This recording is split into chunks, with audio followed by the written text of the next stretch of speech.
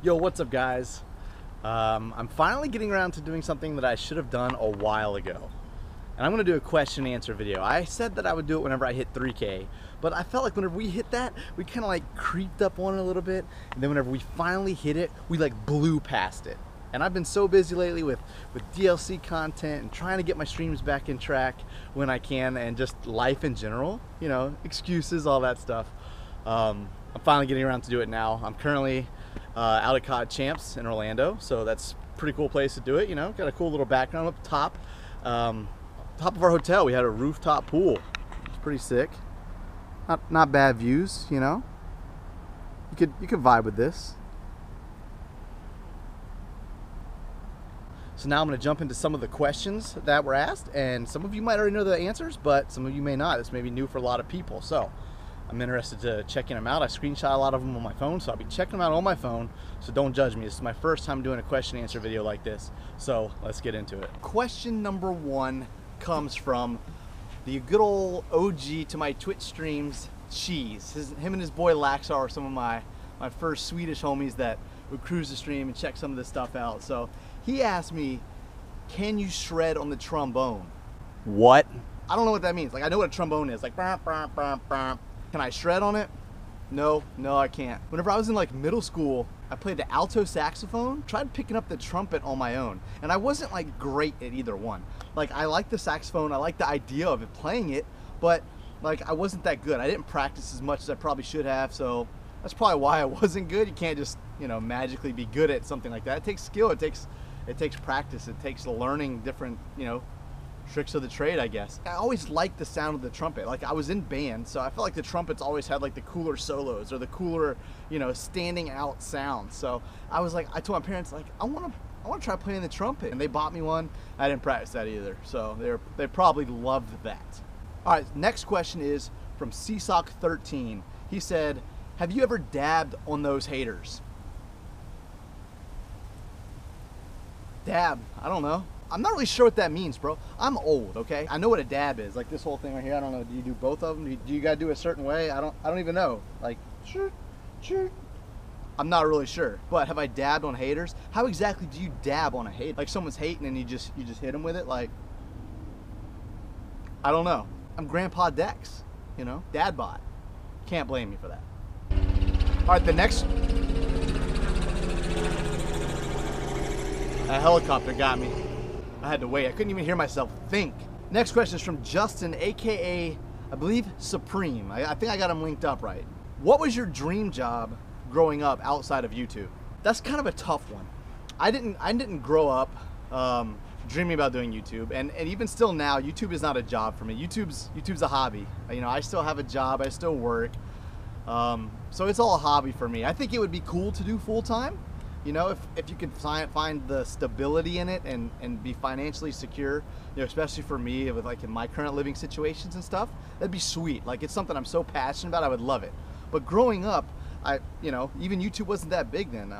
I'm older than some of you guys, you know. I'd say probably my dream that I always had, like whenever I was younger, was like I always wanted to be a professional baseball player. I played baseball all my life up until like high school, you know, and I loved the game. I loved playing it. I loved the idea of being able to play it forever, you know, and things didn't work out, obviously. You know, that's kind of a big dream. There's a small percentage of players that make it, but I think that would have been super cool. That was probably my dream job then. And then whenever it got to like high school, I always thought it would be cool to like be a coach and like teach like English or something like that, and maybe like coach baseball or something. You know, that was like a more realistic kind of thought that I had, but I didn't pursue that either. And it's probably a good thing I'm not a teacher, to be honest, because, you know, could you imagine me teaching you guys and dropping things like, you know, yo kid, shut up or I'm gonna motorboat your butt cheeks? Like, you probably can't say that in social studies class or something, you know, like that's probably not the best way to get them to learn their periodic table of the elements. So it's probably a good thing I'm not a teacher.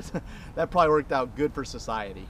All right, next question is we have from John, aka Storm Shadow 3519. If you could play one game for the rest of your life, what game would you choose?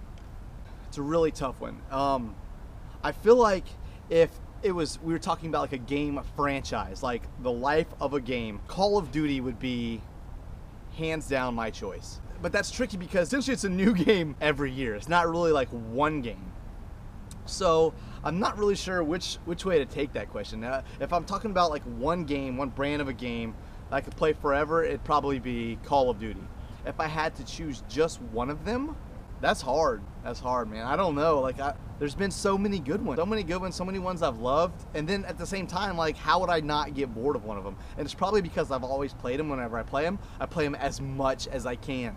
So, I don't know, man. I feel like, I don't know, for the length of time, I guess I would say, I feel like with either COD 4, Black Ops 1, or Ghost, all of those games I played for almost 2 years. I didn't jump to the next cycle of Call of Duty. So maybe one of those games? I don't know. That's hard, man. I might even go back to Counter-Strike because that's a game that's lasted for so long and been successful for so many years. I might go back to Counter-Strike and just abandon Call of Duty if that's the only one I could play. You have to have something that's like timeless, something that doesn't get boring or you know, expire within its lifetime. Oh, we have another question from CSOC13, and he said, what was your worst subject in school? And I'd probably have to say social studies / history, you know, depending on what grade you're talking about in school, because that, you know, that's kind of a lot of them. I had no interest in history, and you know, now that I've been out of school for so many years, and you try to look back at events and stuff like that, I kind of regret that.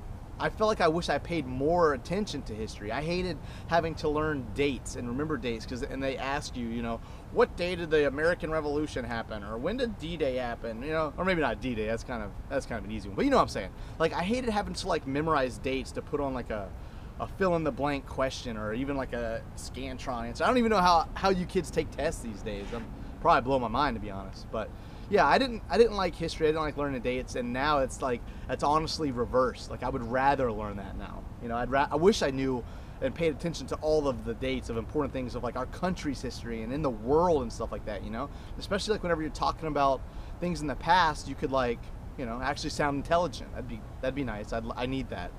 It's getting kind of hot right now. Like I'm about to start sweating. This sun is beaming down on me like prayers.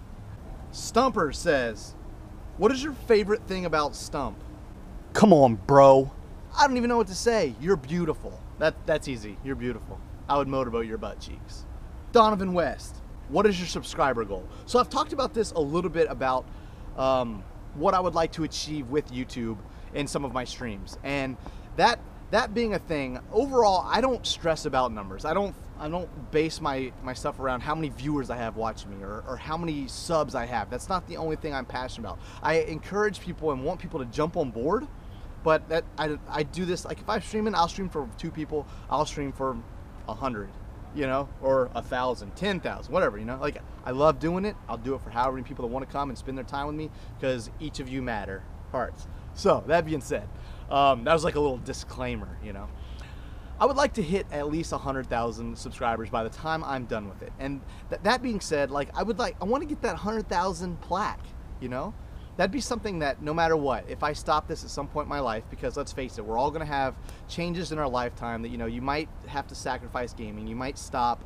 I might have to stop doing YouTube one day when my daughter gets older and stuff like that, you know? So at least if you had that plaque, right? It would be something that I could have forever. No one would take it from me. I could hang it on my wall in like my game room or whatever that room might be one day, an office or something. Be like, man, those were some good times whenever I did YouTube content. You know, I had some live streams. I used to stream video games, and I had 100,000 people that were interested in my content, my streams, and got to hang out and get to know them and stuff like that. You know, so knowing that that 100,000 people were interested in what I did and what I do, and had chosen to subscribe to me to continue following. That'd be awesome, man. And all of you guys matter to me now. It's like, it's not like you don't. It's just, that'd be a cool thing to have, like the big picture of it, you know. That'd be a cool milestone to hit. Just slaying. What was your favorite gaming memory as a kid? That's a tricky question as well. I feel like I have different age ranges for that too. First off, we'll go from like Super Nintendo age, right? Super Nintendo, whatever age that was. I'm sweating. Woo! Ken Griffey Jr. Baseball. Whenever you used to play this game, right, these graphics were so basic. Like whenever you'd be playing with your players and you get up to bat and you're like, I want to hit a home run with this guy. Whenever you would swing and all you had to do was like press like one button in, you know? Like I'd press like A or something. and if you press, I don't remember, it's either like down or up on the direction pad, it was like a home run every time. If you connected, you would hit a home run. Like, it was like, see ya. Like, you could put up like 50 points a game or something ridiculous, you know, just, it was crazy. So I remember like trying to, like, I'd be playing outside my buddies and I'd be like, dude, I know how to hit a home run every time on King Griffey Jr. Baseball. Like, I'm such a badass dude, you know? So that was cool. And then as I got a little bit older into like teenager age, where I started online gaming, and I started that with Action Half-Life. I put up a video a couple years ago on the first online game that I played. It was the Half-Life mod. One of my good buddies, JD, had gotten me into that. So you should check out that video if you're interested in it. I've actually thought about going back and playing it for some content as well. So yeah, getting into online gaming was obviously a huge deal to my gaming pastime, and all the way up until today. I think that was definitely the start of something new. Next question from Aiden. Just add Toxic. I am Shepherd. Just add Nuke. The man of many names, but we'll just call you Baden. That'll knock them all out. I just got a tweet came in. That'll knock them all out. You're Baden. This question's from Baden. So when is the Botlot Gaming House going to become a thing? I'm not really sure, but if I had enough money to fund that and could put like several of us up in a house, or like even just you guys, and it was close to me, so like I didn't have to leave like, you know, my fam and all that. But yeah, like honestly, the house next door to me is for sale. Like, how sick would that be if that could be the Botlot Gaming House, man? I need to hit the lottery, or one of you guys do, and maybe we'll work out a contract, you know, and we can set up the house, get everything squared away, some awesome equipment in it, and then, you know, we can have a contract and you get some of that money back, you know. That's my game plan. But yeah, dude, that'd be super sick. We need to figure out a way to make that happen. Next question from Badass Boy. When did you start streaming? I believe I first started streaming on Twitch in it was like 2014, I believe, and it was straight from the Twitch app on my Xbox One. I can't believe it's been that long. And I know I did it for a while, and then I got I started using my laptop, got some equipment set up, and then my laptop wasn't good, so I took a break, and then I got a computer and everything was going good for a while, and then I took a break because my daughter was born, took like 6-7 months off from that. So it's been like a roller coaster ride, you know, a lot of ups and downs, time in and out, but I feel like I've kind of found a little groove right now that I've been rolling with since I found some free time and everything. So 2014 was when I officially started, and a lot of you guys have been with me since then, so that's super cool. I appreciate it. Bro fist to that. But yeah, dude, I can't believe it's been 3 years already. That's absolutely crazy. Absolutely crazy. The next question is from Exotic Core. If you had one choice, would you choose pizza for the rest of your life or burgers for the rest of your life? And choose wisely. He even like added that little extra, like, don't mess this up, DEXB0T. Don't mess it up. Choose wisely. I think if I had to say I was going to eat one for the rest of my life, it'd probably be pizza. Especially if I have the option of different toppings, because you could literally like mix them up each day, each things throughout the day, you know? Pizza's good. I feel like I love a nice fat juicy burger, you know? Oh, a breeze. Oh yes, I needed that. That's so refreshing. Could have had that about, I don't know, 10 minutes ago. Final question from Seesaw. Who was your childhood inspiration? I feel like directly, for me as a kid, my parents and grandparents were incredible role models for me. My dad always worked hard to make sure my family, you know, had anything we needed to get by, or any hobbies like, you know, me or my sister wanted to do. He was always making sure that we were able to do that, you know. My dad busted his ass for years. We didn't have a ton of money, you know, but we were a family. We had love, we had good times, we shared together. And then, you know, my grandparents always, you know, they were like the core of my family, in a sense of, you know, everyone getting together for holidays, spending time together and stuff like that. So those two things really meant a lot to me, and they still do today. And you know, sitting back thinking about that right now, putting it in perspective, it kind of makes me feel bad. I probably don't call them and talk to them as much as I should. So maybe I need to be a little bit better about that. So Seesaw bringing me down to earth, you know, touching my heart a little bit, making me think. Yeah, dude, definitely my family. They inspire me to do a lot, to be a better person, to be the man I need to be in my life. And I can never thank them enough for everything they did. All right, you guys, we're basically gonna wrap up the question and answer.